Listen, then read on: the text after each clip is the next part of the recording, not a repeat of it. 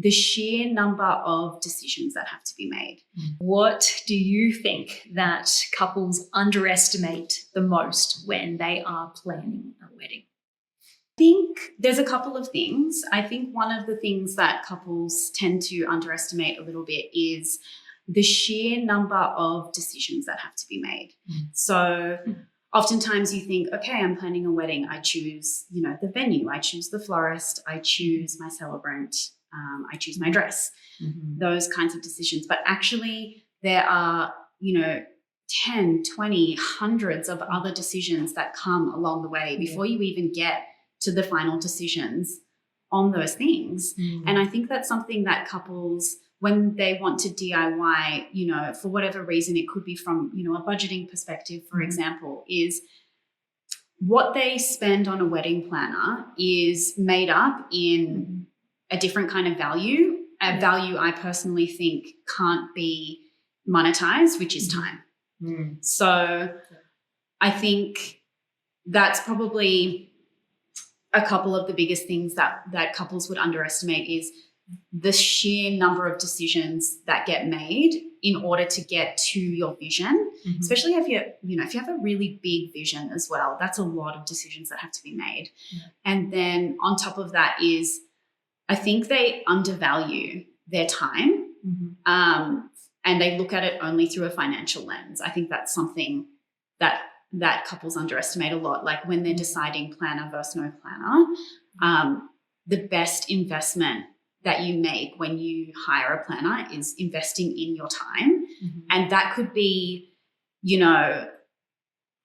allowing yourself to have more time for family engagements, allowing yourself to not take on the burden of any stress because of all of the decisions that have to be made. Essentially, a planner comes to you with a refined list of options that all of those decisions have already been made ahead of time. And it does then bring you down to that decision. Okay, these are my 2 venues. Which one do I pick?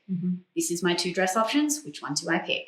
Things like that. So definitely, I'd say undervaluing their time and also just not realizing how many decisions have to be made until we actually get to where we want to be. Yeah.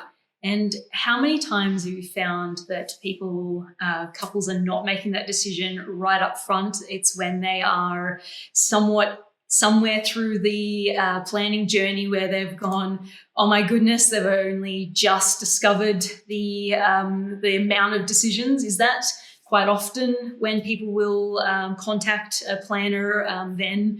Or, what's your experience with that? I think it varies. I think sometimes that does happen, and that's where certain services become really helpful for these clients. So, having a service option where a planner can come in, say, 2, 3, 4 months out from the wedding day, that gives the planner enough time to be able to get all the background, get all the information that they need, and then relieve all of the decisions for the final 2, 3, 4 months, whatever it is, and on the day as well. So I think, it does vary, but a planner will oftentimes be able to help because they'll have a service in place that can help at that time. That's actually, it's funny because it's like a planner's role is sometimes to manage crises, and that can feel like a bit of a crisis when you get to that point and you're like, oh my God, I think I just need someone to do this for me. This is too much. That's actually a perfect time to even talk to a planner. If you are, say, 4, 5 months out and you're like, I just can't do it anymore, most likely they'll have a service option that's going to be able to help you. Yeah.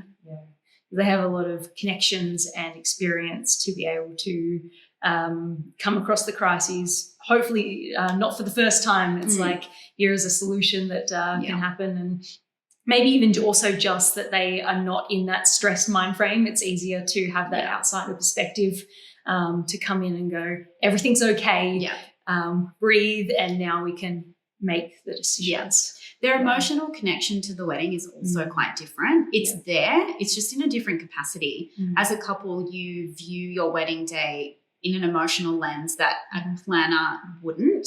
Having said that, though, a planner has a very emotional lens because obviously they want to fulfill the vision for their client. But it's just they also have this more I suppose, like operational, structured, and perhaps like direct mindset when it comes to certain things that a couple potentially can't see that solution that a planner could see, for example. And then the planner as well is able to deliver, I suppose, those more difficult questions or challenges in a way that the couple will be able to see, okay, it's not that bad.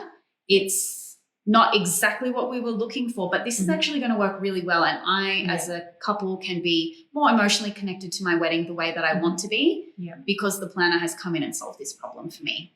I don't have to worry about that part anymore. I can worry about my emotional lens, not putting both lenses on, if that makes sense. Yeah.